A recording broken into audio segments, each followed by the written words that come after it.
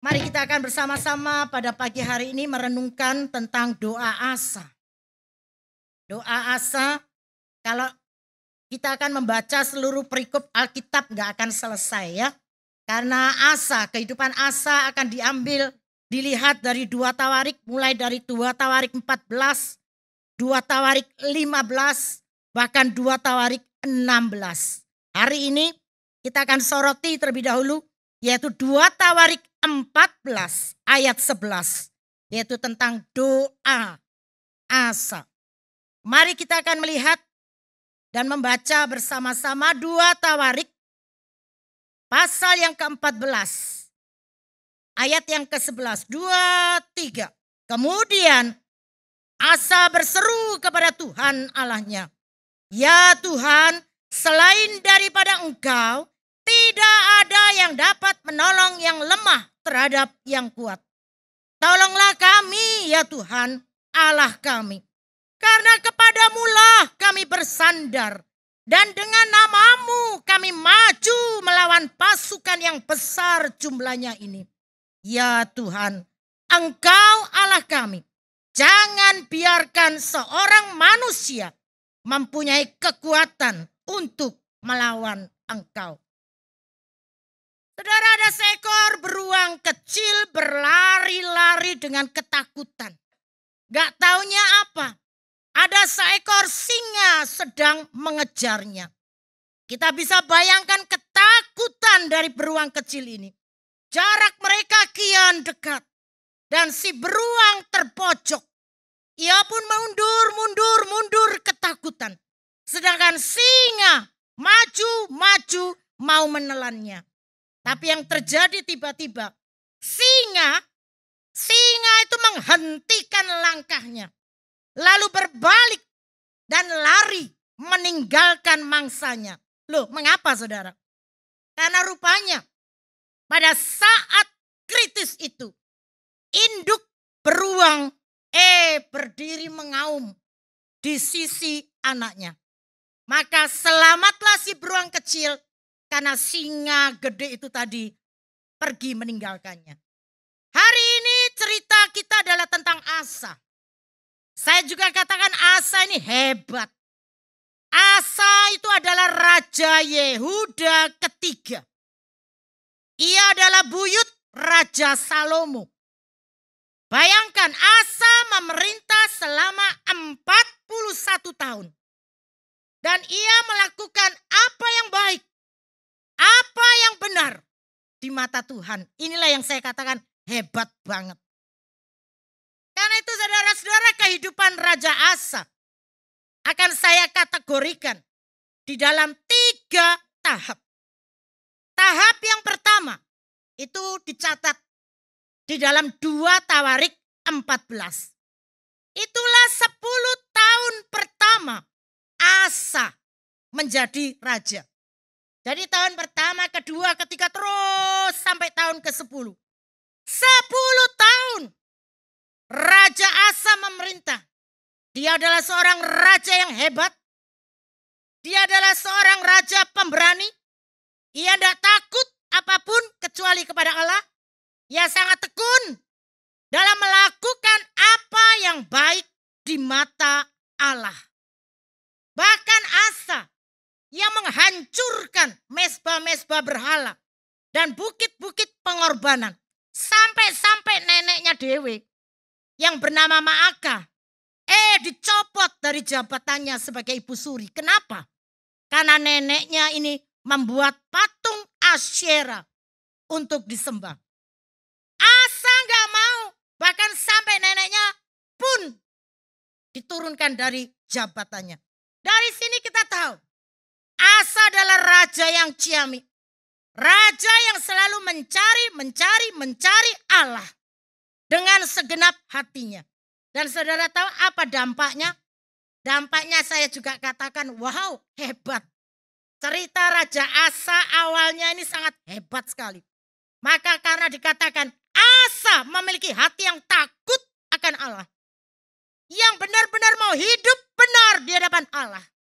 Maka dikatakan oleh firman Tuhan, Allah memberikan kedamaian bagi tanah Yehuda. Bagaimana tidak? Karena orang-orang hidup dalam ketentraman. Bisa bayangkan enaknya? Orang-orang hidup dalam ketenangan. Orang-orang hidup dalam kedamaian. Apalagi pada waktu itu Asa juga sedang membangun, yaitu benteng-benteng pertahanan untuk melindungi rakyatnya. Dia juga punya mempersiapkan sebuah pasukan yang kuat dan besar. Nah, saudara-saudara, ini adalah pencapaian gemilang Asa dalam 10 tahun pertama menjadi raja. Tahap pertama. Tahap yang kedua itu dicatat di dalam 2 Tawarik 14 disambung ayat pasal 15.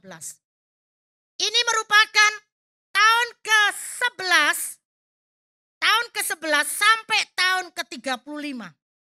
Asa menjadi raja. Bisa bayangkan? Tahun ke-11, 12, 13, jebret terus sampai 35 tahun. Asa menjadi raja. Dan tepat di tahun ke-11, dirinya menjadi raja. Yang terjadi adalah Allah memberikan Asa sebuah ujian iman. Saat itu Asa, raja Yehuda yang suka damai, tapi harus dipaksa dan terpaksa untuk perang, yaitu di medan tempur. Kenapa? Karena datang penyerangan dari Sera, raja Ethiopia mau menyerang. Nah, penyerangan Sera, raja Ethiopia ini membuat Raja Asa membuat Raja Asa mengatakan, waduh jalat ini. Karena apa? Karena pertarungan kali ini gak imbang. Kenapa gak imbang? Karena pasukan musuh yang akan menyerang, bayangkan, sebanyak 1.000.000 orang. Plus ada 300 kereta perang. Banyak banget. Padahal Raja Asa sudah mempersiapkan tentaranya. Tapi saya kalah. Karena Yehuda hanya punya laskar setengah itu. Itu pun tanpa kereta perang. Ketika kita baca dalam Alkitab, maka dikatakan pasukan Yehuda hanya 580.000 orang. Nah, sekarang tentunya secara jumlah piye? Kalah enggak?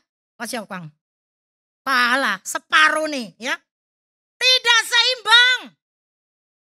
Dan secara teori perang, pasti keok. Ya pasti kalah.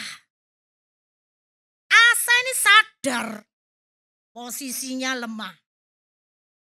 Musuh yang di depannya, yang menyerang, lebih kuat, lebih hebat, lebih banyak, lebih unggul pasukannya.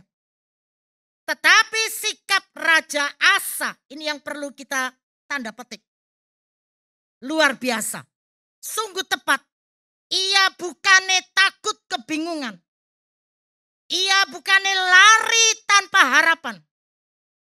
Tapi dia lari memang. Tapi larinya mencari Tuhan. Raja Asa tahu bukan pihak di depannya yang menentukan kemenangan. Melainkan pihak yang ada di sisinya. Pihak yang membackup dia. Yaitu Tuhan yang akan bekerja. Lalu apa saudara yang dilakukan Asa? Menghadapi musuh sebanyak itu. Maka dia pun berdoa. Berdoa seperti bacaan kita tadi. Yaitu di dalam 2 Tawarik 14 ayat yang ke-11. Doa Raja Asa. Saya sendiri ketika merasakan doanya, doa yang sederhana. Tetapi luar biasa. Dia katakan, ya Tuhan, selain daripada Engkau tidak ada yang dapat menolong yang lemah terhadap yang kuat. Tolonglah kami ya Tuhan Allah kami. Perhatikan, karena kepadamulah kami bersandar. kami mau maju melawan pasukan yang gede, yang besar jumlahnya ini. Dia berkata, ya Tuhan Allah kami, jangan biarkan seorang manusia mempunyai kekuatan untuk melawan Engkau. Ini doa Asa. Dia berseru, dia berdoa, dia memohon pertolongan Allah. Di tengah situasi sulit, yaitu peperangan besar yang tidak seimbang, yang dia sebagai raja wes gak roh apa yang harus dia lakukan. Saudaraku yang terkasih, demikian pula dengan setiap kita. Ketika kita menghadapi masalah yang berat, masalah yang besar, jangan sampai kita tuh terlalu gampang berkata, waduh Tuhan, ora sanggup. Aku sudah gak sanggup. Aku sudah gak kuat. Lalu kita pun lari. Lari meninggalkan gereja. Gak cukup itu, lari meninggalkan pelayanan. Gak cukup itu, lari meninggalkan imannya. Lalu ngapain? Mencari dukungan orang terkenal. Mencari dukungan orang yang berkedudukan. Mencari dudukan orang yang kaya. Meninggalkan Tuhan. Saya ingatkan. Jangan mengandalkan manusia. Siapapun itu. Berdoalah. Panggil nama Yesus. Karena kita percaya. Roma 8:28 berkata. Allah turut bekerja dalam segala sesuatu. Untuk apa? Mendatangkan kebaikan. Nah itulah yang dilakukan Raja Asa. Ia berdoa. Di tengah-tengah ketidakberdayaannya ia panggil. Dan berseru kepada nama Yesus. Dan hasilnya apa?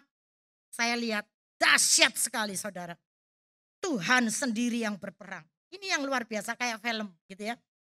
Tuhan yang memukul kalah orang-orang Ethiopia yang dahsyat dan banyak itu di hadapan Asa dan rakyatnya Yehuda.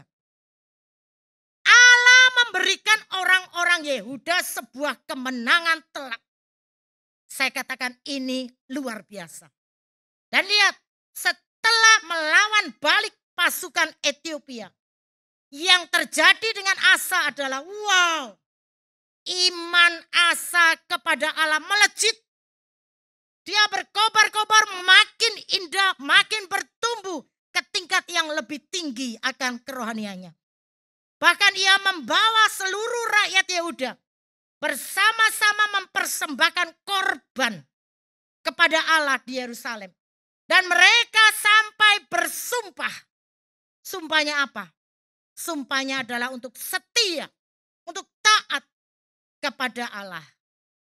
Nah saudara, oleh karena penyerahan diri dan iman Asa kepada Allah yang terjadi, Allah kembali memberikan tanah Yehuda kedamaian sampai dikatakan tahun ke-35 Asa bertahta. Wah, saya katakan sangat menyenangkan. Hidup damai, saya katakan sangat indah. Inilah yang dialami yaitu oleh Asa dalam tahun yang pertama sampai ke-35 dia memerintah. Nah saudara-saudara, kita melihat melalui kisah Raja Asa bahwa kedamaian itu tidak datang oleh karena kemampuan manusia. Oleh karena upaya usaha manusia. Tetapi merupakan sebuah anugerah. Sekali lagi saya tekankan, anugerah dari Allah. Karena itu kalau kita sebagai pemimpin, entah pemimpin gereja, entah pemimpin usaha, entah pemimpin rumah tangga dan keluarga, kalau juga bersikap demikian, yaitu takut akan Allah, berjalan di jalan Allah, oh saya berani pastikan, pasti kita juga akan memiliki kedamaian dan ketenangan sejati. Ingat saudara, semakin kita takut ketika menghadapi masalah, ketika ada halangan besar menghadang kita, kita akan menjadi mangsa empuk dari masalah yang mengejar kita. Memang benar, kalau kita sendirian, masalah itu akan melahap kita. Masalah itu akan menelan kita. Namun, kalau di sisi kita ada Tuhan, oh siapa sih musuh kita? Bukankah Roma 8:31 berkata dia itu penyokong kita. Dia itu adalah sandaran kita. Dia itu adalah penolong kita. Dia itu adalah benteng hidup kita. Cari dia. Serukan namanya. Ingat, dia hanya sejauh doa. Percayalah. Percayalah akan hal ini. Ini tahap kedua. Sekarang tahap ketiga. Kehidupan Raja Asa. Itu dicatat di dalam 2 Tawarik 16. Yang merupakan tahun ke-36 sampai tahun ke-41. Asa bertahta sebagai raja. Saudara, tapi sayang sekali. Sayang sekali keadaan kerohanian Raja Asa pada masa tuanya tidak terlalu baik. Tidak sama dengan masa mudanya. Kenapa? Karena Asa tidak bisa mempertahankan percayanya. Meski ia sudah mengalami begitu banyak pertolongan Allah. Tapi Asa tidak dapat berpegang teguh pada imannya kepada Allah di masa tuanya. Loh, kenapa demikian? Kenapa Raja Asa mengalami kemunduran rohani tepat di masa tuanya? Mari kita perhatikan seperti apa sih Raja Asa di masa tuanya. Mari kita akan buka Alkitab kita. Kita baca yang terakhir bersama-sama. Yaitu dari 2 Tawarik 16. 2 Tawarik pasal yang ke-16 kita akan baca ayat 1 sampai dengan ayat yang ke-6 secara bergantian ya, supaya tidak mengantuk kita. Nanti ayat 1 saya bacakan, jemaat Tuhan bacakan ayat 2, demikian silih berganti sampai 6. Ini tahap ketiga kehidupan Asa. Pada tahun ke-36 pemerintahan Asa, majulah Baesa, Raja Israel, hendak berperang melawan Yehuda. Ia memperkuat Rama dengan maksud mencegah lalu lintas kepada Asa, Raja Yehuda. Lalu Asa mengeluarkan emas dan perak dari perbendaharaan rumah Tuhan dan dari perbendaharaan rumah raja dan mengirimnya kepada Ben-Hadad, Raja Aram yang diam di Damsyik dengan pesan, ada perjanjian antara aku dan engkau, antara ayahku dan ayahmu. Ini kukirim emas dan perak kepadamu. Marilah, batalkanlah perjanjianmu dengan Baesa, Raja Israel, supaya ia undur daripadaku. Lalu Ben-Hadad mendengarkan permintaan Raja Asa. Ia menyuruh panglima-panglimanya menyerang kota-kota Israel. Dan mereka memukul kalah Iyon dan Abel-Maim dan segala tempat perbekalan kota-kota Naftat. Segera sesudah Baesa mendengar hal itu, ia berhenti memperkuat Rama. Ia menghentikan usahanya itu. Tetapi Raja Asa mengerahkan segenap orang Yehuda yang harus mengangkat batu dan kayu yang dipergunakan Baesa untuk memperkuat Rama itu. Ia mempergunakannya untuk memperkuat Geba dan Mispa. Ya, saudara, Bapak Charles Swindoll. Dia adalah seorang pendeta senior dari Amerika. Dia adalah seorang penulis rohani yang luar biasa. Dia mengatakan bahwa di dalam hidup kita manusia sebenarnya ada 3 pencuri sukacita yang paling utama. Dalam hidup kita itu ada 3 pencuri sukacita. Namanya pencuri. Pencuri itu kalau datangnya tiba-tiba gak woro-woro. Kok tak cukup ya? Sukacitamu enggak. Nah apa saja 3 pencuri sukacita yang bisa dicuri itu? Yaitu yang pertama, worry. Worry itu adalah cemas, khawatir. Yang kedua, stres. Barusan di wilayah Patimura, Dr. Novian berbicara tentang stres, tegang, tertekan. Kalau kita hidup dengan tertekan, nggak akan bisa sukacita.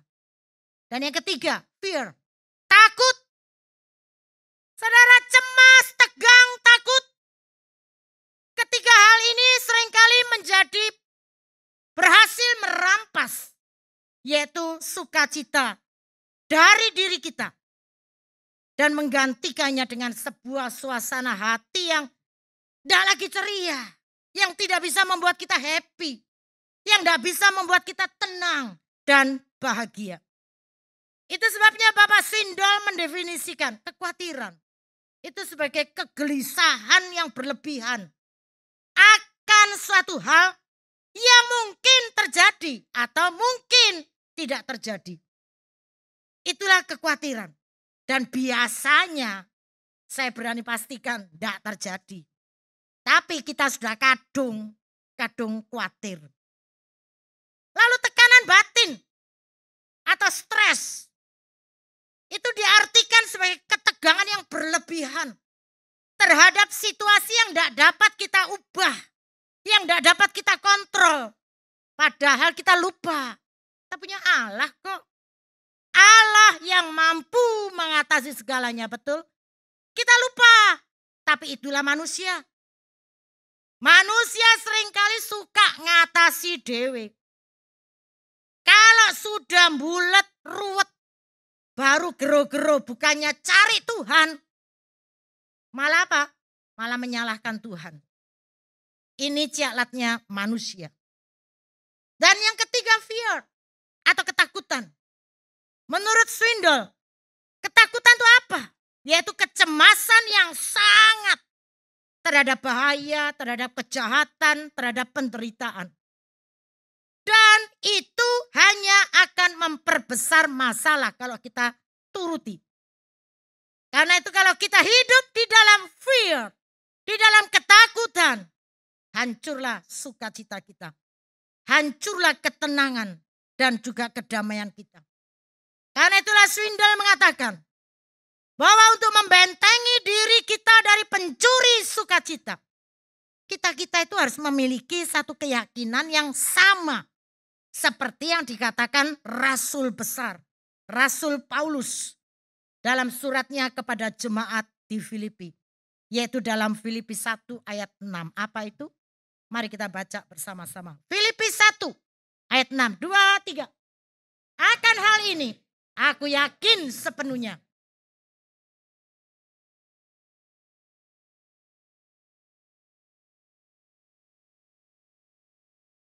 Akhirnya. Ya, saudara, saya mengatakan ayat ini benar-benar menguatkan. Sangat menguatkan peristimewa saya sendiri.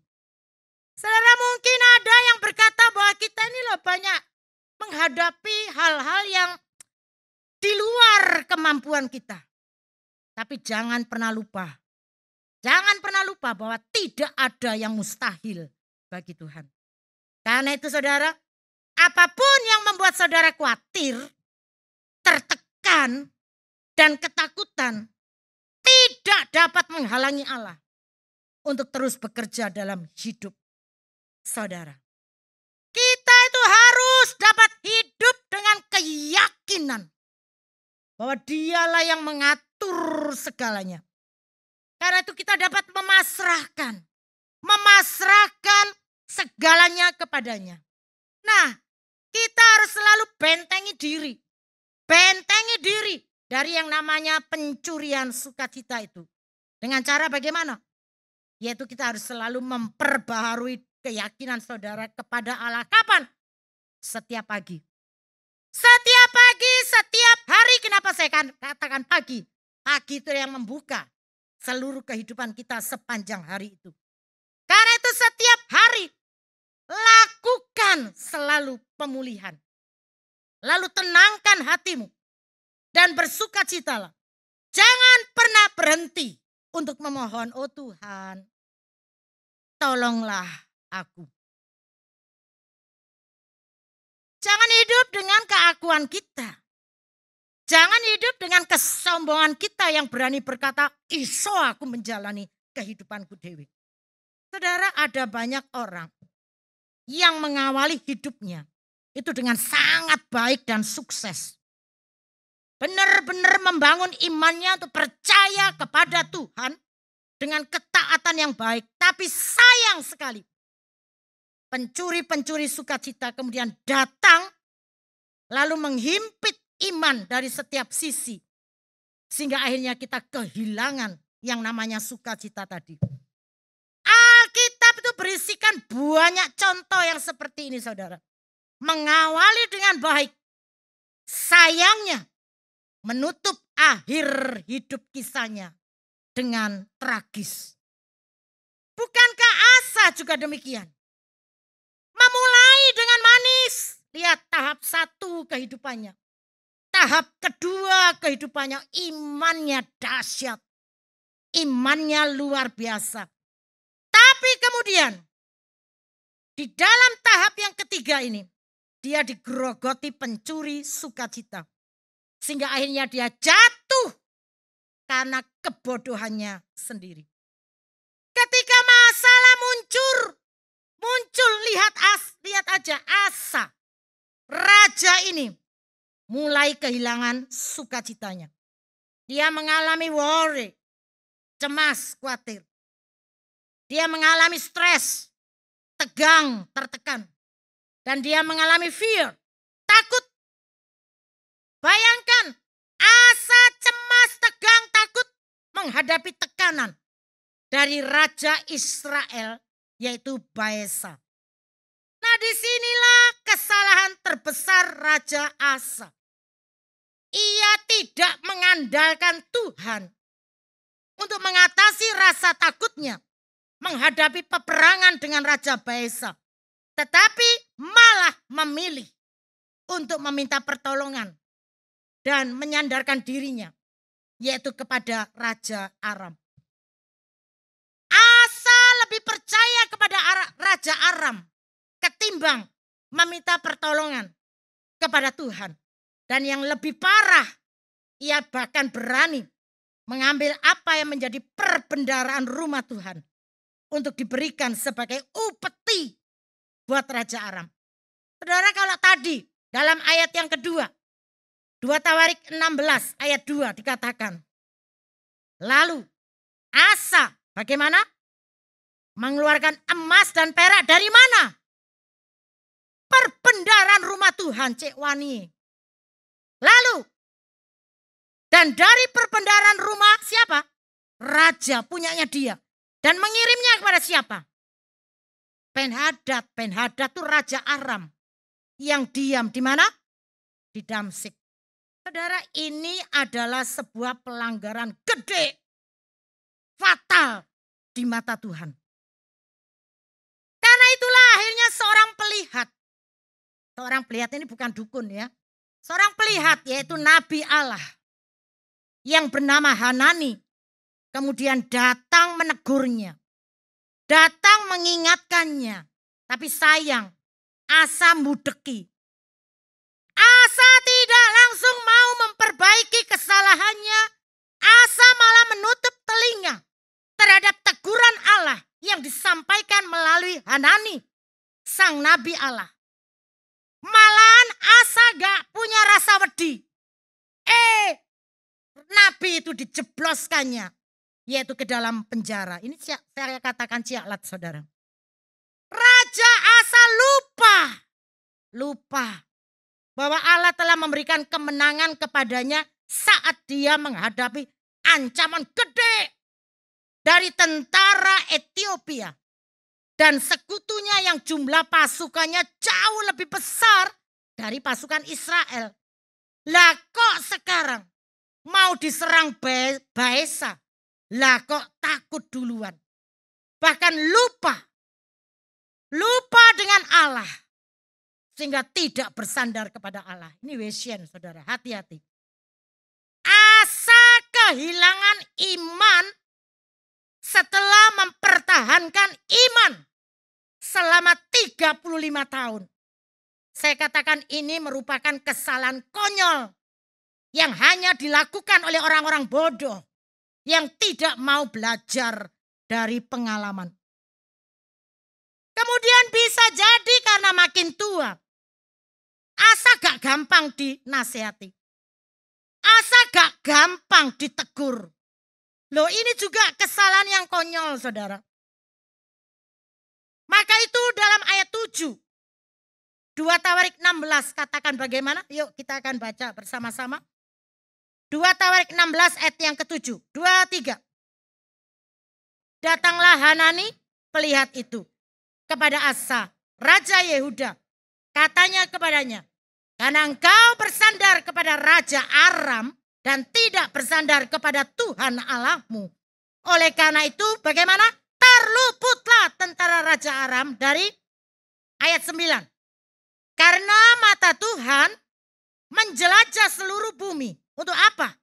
Melimpahkan kekuatannya kepada mereka yang bersungguh hati terhadap dia. Dalam hal ini engkau telah berlaku bodoh. Oleh sebab itu, mulai sekarang ini engkau akan, gak enak saudara. Dikatakan mulai saat ini, engkau akan mengalami peperangan. Perkataan Hanani yang bijak itu mengingatkan kita bahwa tidak peduli apapun yang telah kita capai dalam hidup. Semua itu adalah kuasa Allah. Kuasa Allah. Karena itu saudara, sebetulnya bukan karena tentara, bukan karena sumber daya, bukan karena kepandaian, bukan karena kekuatan kita untuk bisa meraih kemenangan. Saudara-saudara, ini pun merupakan suatu peringatan bagi saya, juga bagi kita semua. Karena itu setiap kita makin hari, bahkan istilahnya kita kadang-kala dikatakan makin tua ya. Harus, yaitu berdoa. Harus makin berdoa. Tetap mengandalkan Allah. Percaya Allah. Bukan hidup dengan keakuan dan kekakuan kita. Ini perlu diingat. Saya pun belajar. Jangan hidup dengan keakuan dan kekakuan kita. Lihatlah Asa. Asa tidak berseru. Asa tidak berdoa. Bahkan tidak mau dinasehati. Maka sebagai akibat dari tindakannya itu, firman Tuhan jelas tuliskan. Asa akan terus mengalami perang. Sampai kapan? Akhir hidupnya. Gak enak saudara. Tidak pernah ia mengalami kedamaian lagi. Hidup Asa diisolasi dari Allah. Saudara hati-hati. Jangan sampai kita diisolasi dari Allah. Benar-benar bisa ciaklat dahulu. Tidak mengalami ketenangan. Tidak mengalami kedamaian. Asa diisolasi dari Allah. Tetapi Asa gak bertobat. Asa gak tahu diri. Malah tetap sombong. Akibatnya apa? Fatal. Itu sebabnya dikatakan ketika Asa sudah tua, yang terjadi adalah ia menderita sakit pada kakinya. Sakit yang sangat parah. Karena firman Tuhan katakan, penyakit di kaki langka lagi, sangat langka. Dan yang fatal adalah dalam kesakitannya itu, ia tidak mencari pertolongan Tuhan. Ini Asa. Berarti benar-benar tidak mau bertobat. Tetap hidup dalam keangkuhan dan kedekilan hatinya. Saudara-saudara, 3 tahap kehidupan Asa bisa jadi pengingat panutan bagi kita semua. Menjadi membuat kita sadar. Kita harus mempertahankan iman dalam kesempatan hidup kita saat ini. Terus pertahankan untuk percaya kepada Dia. Ingatlah bahwa Allah itu menuntut kesetiaan jangka panjang dan sikap yang rendah hati terhadap teguran dan mau dinasehati. Kita harus hidup dengan finishing well. Karena itu saudara, selalu pertahankan iman percaya kita kepada Allah. Jangan lelah untuk berseru, untuk memohon, untuk berdoa ketika menghadapi masalah apapun dalam hidup kita. Mungkin saat ini kita menghadapi masalah. Jangan hidup dengan sembrono dan kekakuan kita. Tetapi harus selalu rendah hati untuk mau dibentuk oleh Allah. Firman Tuhan hari ini mengajarkan kita untuk tetap lentur. Jangan kaku. Kalau kaku kayak karet, apa yang terjadi? Gampang putus. Makin hari harus makin menjadi kelapa, bukan menjadi kepala. Kalau jadi kelapa, kita tuh bisa mengeluarkan santan yang bisa menyedapkan. Kalau kita menjadi kelapa yang tua, sangat berfaedah. Bukan menjadi kepala. Apalagi kepala yang gak mau dinasehati. Sialat. Mari dengan tanggap kita masing-masing berkata, oh Tuhan, aku siap. Aku siap kau bentuk ya Tuhan. Dan aku selalu mau mendengar nasihat-Mu. Jangan hidup jauh dari Allah. Jangan tercuri sukacita hidupmu. Tetap percaya. Percaya kepada Allah sampai akhir. Ingat, Dia hanya sejauh doa. Berserulah selalu, Tuhan, tolonglah aku. Mari letakkan hidup kita di mezbah Tuhan. Dan selalu berkata, oh jadilah Tuhan. Seperti apa yang kau ingini. Mari kita akan tutup dengan doanya Asa ya. Kita akan baca bersama-sama sebagai doa kita bersama-sama. Mari kita akan berdoa. Ya Tuhan, selain daripada Engkau, tidak ada yang dapat menolong yang lemah terhadap yang kuat. Tolonglah kami ya Tuhan Allah kami. Karena kepadamu-lah kami bersandar. Dan dengan nama-Mu kami maju melawan pasukan yang besar jumlahnya ini. Ya Tuhan Allah kami, jangan biarkan seorang manusia mempunyai kekuatan untuk melawan Engkau. Biarlah ini juga menjadi doa kita menghadapi tantangan masalah apapun. Biarlah kita tetap bersandar kepada Allah. Amin.